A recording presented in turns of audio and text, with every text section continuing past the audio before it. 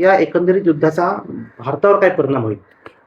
अनेक विश्लेषक सांगायचा प्रयत्न करतात भारताला खूप मोठा धोका निर्माण होईल. असं काहीही नाही, कारण मुख्य जो सर्वात धोका आहे तो आपल्या एनर्जी सिक्युरिटी म्हणजे इंधन सुरक्षा किंवा ऑइल सिक्युरिटी करता आहे. पण आपलं फक्त 15 ते 20% तेलच हे गल्फ ऑफ हॉर्मुझमधनं येतं.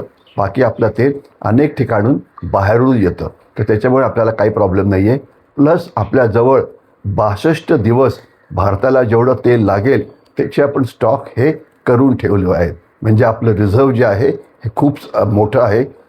जर हे युद्ध वर्षभर चाललं तर गोष्ट वेगळी, अदरवाईज काही प्रॉब्लेम नाही आहे. आणि सर्वात महत्त्वाचा मुद्दा असा आहे की भारताकडे आज रिफायनिंगची कॅपॅसिटी खूप जादा आहे.